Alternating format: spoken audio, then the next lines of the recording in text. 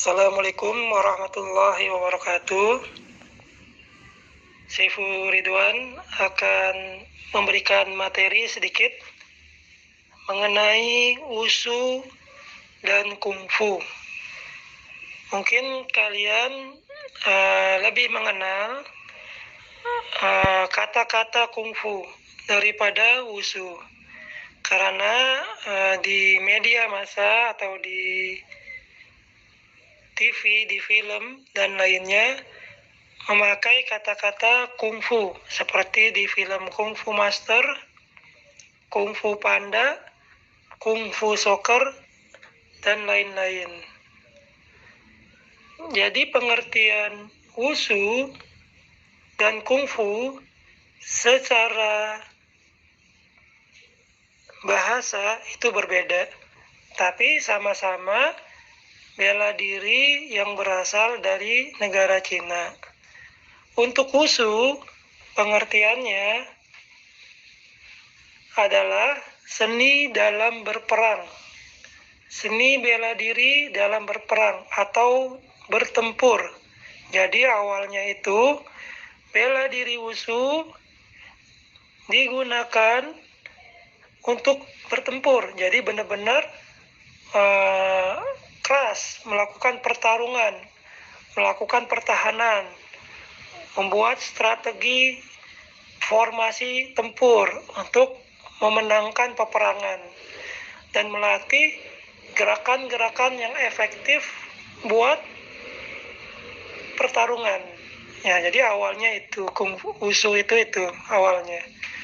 Nah, tapi pada saat sekarang wushu itu sudah masuk ke cabang olahraga seni bela diri prestasi yang masuk di dalam KONI. KONI itu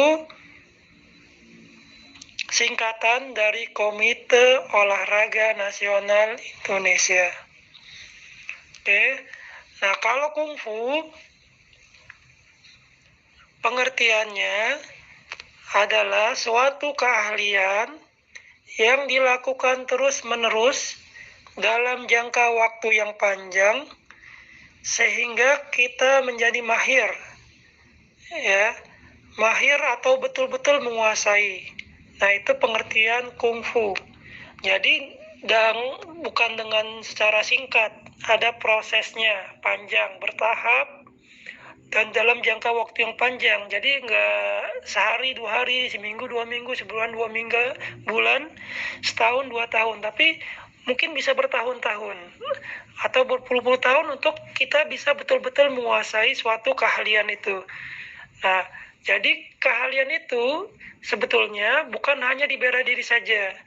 Mungkin ada di film itu ada kungfu soccer, kungfu bola, ada kungfu masakan. Di film kartun mungkin yang anak-anak tahu nih film-film.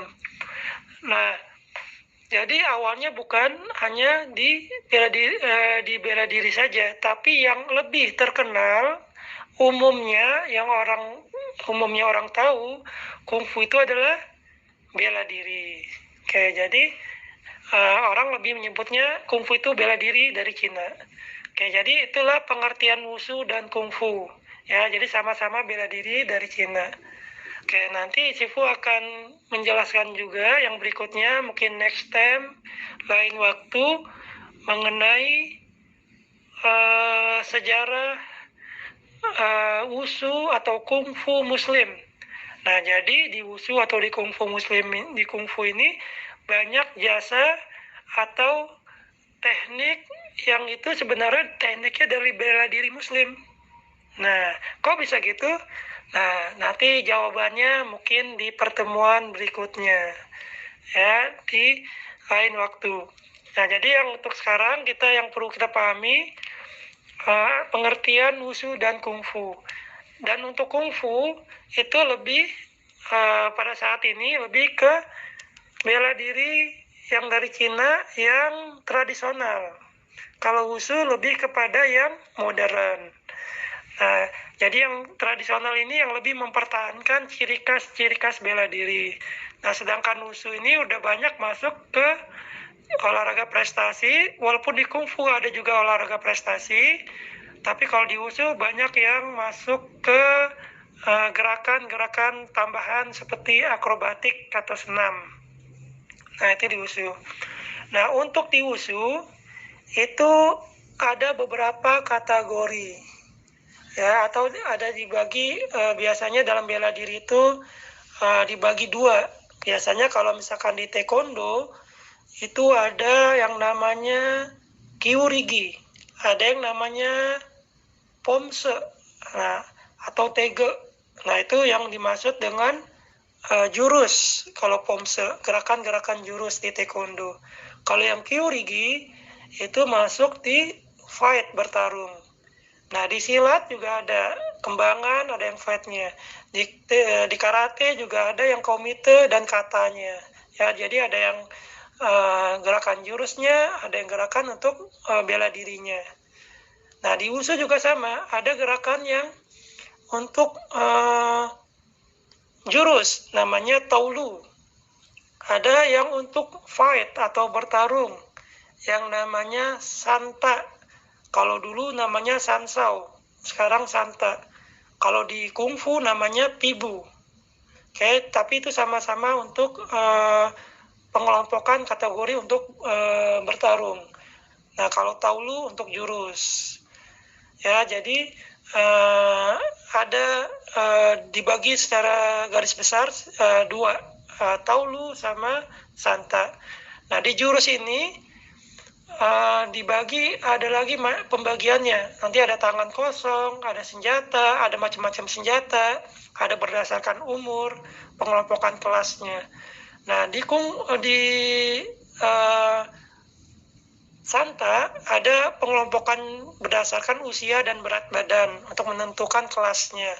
Nah, jadi kalau misalkan kalian nanti akan ikut berkeinginan untuk ikut ke cabang olahraga prestasi, ingin ikut kejuaraan, nah, Sifu harapkan nanti kalian punya motivasi, punya semangat untuk ikut kejuaraan, mencoba biar bisa mengukur sejauh mana hasil latihan kita lihat di event kejuaraan hasilnya.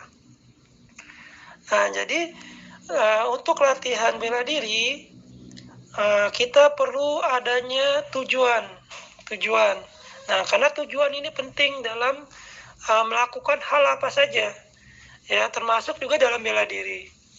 Nah, bela diri apakah tujuannya hanya ingin olahraga, atau ingin cari sehat, itu bagus, atau ingin cari teman, itu juga nggak apa-apa, atau ingin belajar bela diri untuk bisa menjaga diri, nah itu lebih bagus lagi, untuk menjadi muslim yang kuat. Nah, karena kita muslim, untuk menjadi muslim yang kuat, nah itu lebih bagus, karena mengikuti sunnah Nabi Shallallahu Alaihi Wasallam.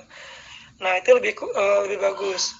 Nah, kalau kita punya tujuan tambahan, sementara ingin kita berprestasi di bidang bela diri, nah itu sangat bagus, karena kita bisa membuktikan hasil latihan kita, bisa menunjukkan hasil latihan kita. Jadi kita latihan, kita lihat nanti di event kejuaraan hasilnya.